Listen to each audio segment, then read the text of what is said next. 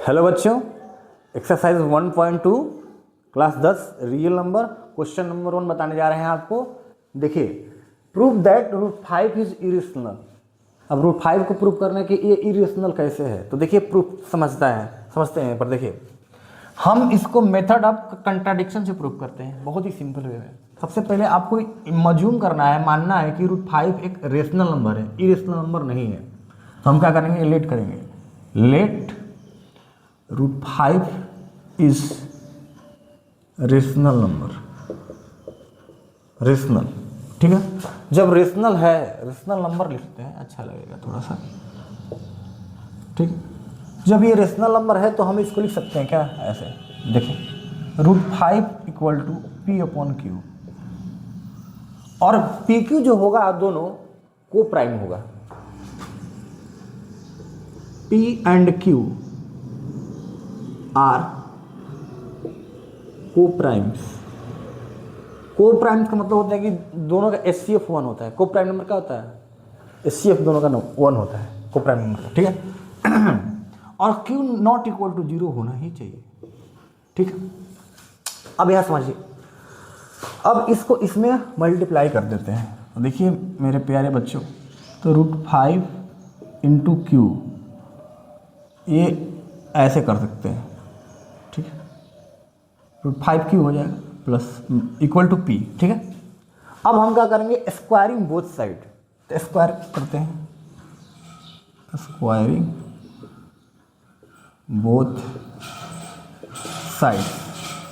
तो अब इसको √5 का स्क्वायर करेंगे तो 5 हो जाएगा, और Q का स्क्वायर करेंगे तो Q² बराबर P², यानी 5 अब इसमें चला जाएगा, यानी कि हम लिख सकते हैं इसको ऐसे, तो Q² इक्वल टू P²/5। अब ध्यान से देखिए, फिर से वही नियम लगेगा। क्या नियम लगेगा, if 5 divides P², then 5 also divides P, ठीक है। अब समझिए, तो क्या हम इसको इसमें मल्टीप्लाई कर सकते हैं, बिल्कुल कर सकते हैं। तो ये हो जाएगा, नहीं अब इसको मल्टीप्लाई करने की जरूरत नहीं है, हम यहाँ पर लिखेंगे P/5 इक्वल टू C और लेट ले लेंगे, ठीक है। मान लेंगे कि C है और यहाँ पर P होगा, नॉट ए P², ठीक है। P²/5 कर सकता है, तो P ऑल्सो डिवाइड्स, मतलब 5 ऑल्सो डिवाइड्स P, यानी कि P 5 ऑल्सो P को डिवाइड कर रहा है, जितना आएगा उसका वैल्यू C लिख लेंगे, ठीक है। अच्छा, अब हम क्या यहाँ से ऐसे लिख सकते हैं कि P इक्वल टू 5C। अब क्या करेंगे, पहले इसको इक्वेशन 1 ले लेते हैं, अच्छा रहेगा। अब इसका मान, P का मान इसमें पुट करेंगे इक्वेशन में, तो लिखेंगे put the value in equation 1, ठीक है। तो अब बाकी तो ये लिखाएगा ही, √5Q तो लिखाएगा, और P की जगह पर 5C हो जाएगा, ठीक है। अब फिर से हम लोग क्या करेंगे मेरे बच्चों, दोनों तरफ स्क्वायर करेंगे। तो देखिए, स्क्वायर करेंगे दोनों तरफ, लिखेंगे स्क्वायरिंग बोथ साइड, ठीक। तो देखिए √5 का स्क्वायर 5 हो जाएगा, और Q² हो जाएगा बराबर 5 का स्क्वायर 25 हो जाएगा, और C²। देखिए 5 से 5 5 या 5, यानी Q² इक्वल टू हो जाएगा 5C², यानी 5 इसके नीचे आ जाएगा, यानी Q²/5 इक्वल टू C², ठीक है। अब यहाँ पर समझिए, अब if 5 divides Q², then 5 also divide Q।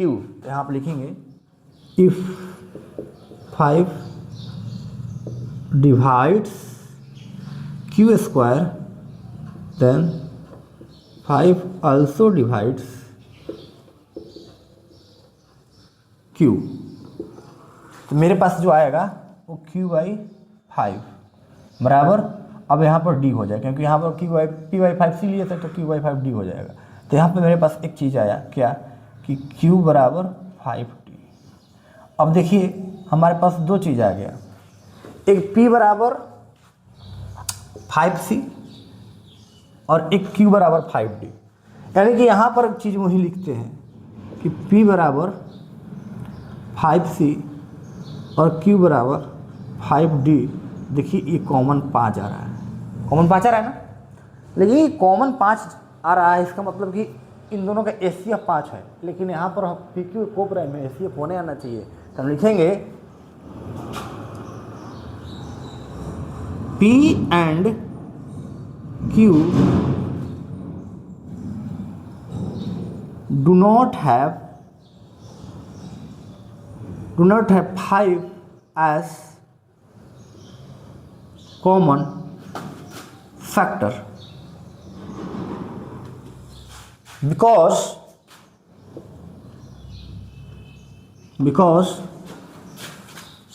P and Q are co-primes।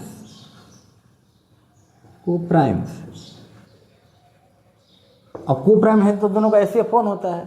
सो ये कंट्राडिक्शन क्या है, गलत है, यानी कि सो दिस contradiction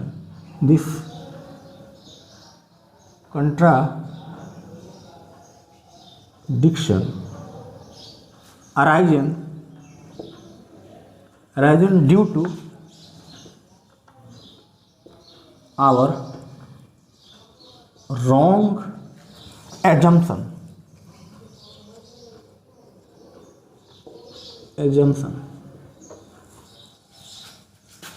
क्या assume किए थे कि √2 इज √5, माफ कीजिए, √5 इज ए रेशनल